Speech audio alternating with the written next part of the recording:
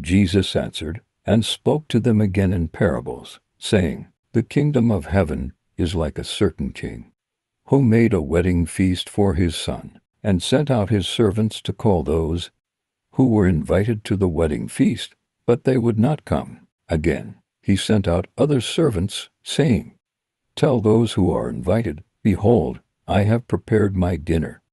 My cattle and my fatlings are killed, and all things are ready. Come to the wedding feast. But they made light of it, and went their ways, one to his own farm, another to his merchandise, and the rest grabbed his servants, treated them shamefully, and killed them. When the king heard that, he was angry, and sent his armies, destroyed those murderers, and burned their city. Then he said to his servants, The wedding is ready, but those who were invited weren't worthy.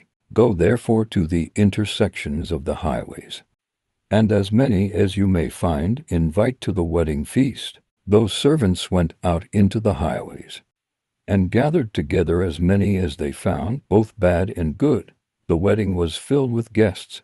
But when the king came in to see the guests, he saw there a man who didn't have on wedding clothing. And he said to him, Friend, how did you come in here not wearing wedding clothing? He was speechless. Then the king said to the servants, Bind him hand and foot, take him away and throw him into the outer darkness.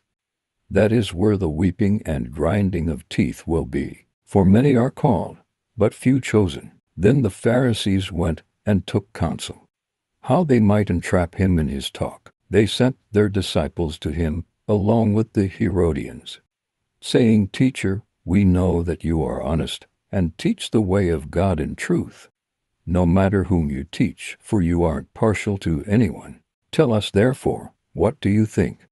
Is it lawful to pay taxes to Caesar or not? But Jesus perceived their wickedness, and said, Why do you test me, you hypocrites? Show me the tax money. They brought to him a denarius. He asked them, Whose is this image and inscription? They said to him, Caesar's. Then he said to them, Give therefore to Caesar the things that are Caesar's, and to God the things that are God's.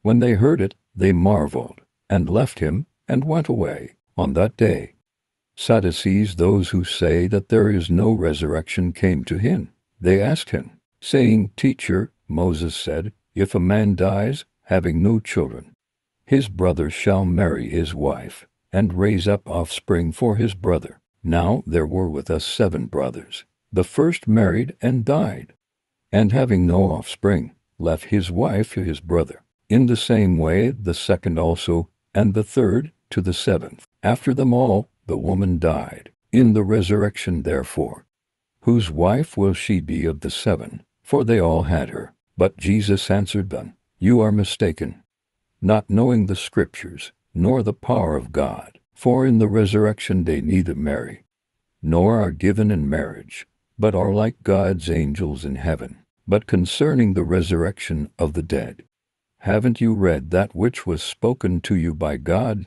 saying, I am the God of Abraham, and the God of Isaac, and the God of Jacob? God is not the God of the dead, but of the living. When the multitudes heard it, they were astonished at his teaching. But the Pharisees, when they heard that he had silenced the Sadducees, gathered themselves together. One of them, a lawyer, asked him a question, testing him, Teacher, which is the greatest commandment in the law? Jesus said to him, You shall love the Lord your God with all your heart, with all your soul, and with all your mind. This is the first and great commandment. A second likewise is this, You shall love your neighbor as yourself. The whole law and the prophets depend on these 2 commandments. Now while the Pharisees were gathered together, Jesus asked them a question, saying, What do you think of the Christ? Whose son is he?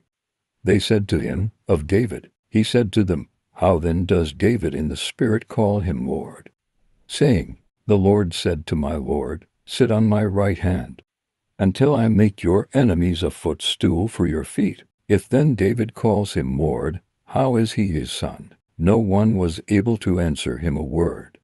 Neither did any man dare ask him any more questions from that day forward. Thank you for watching. Please like, subscribe, hit the bell and share.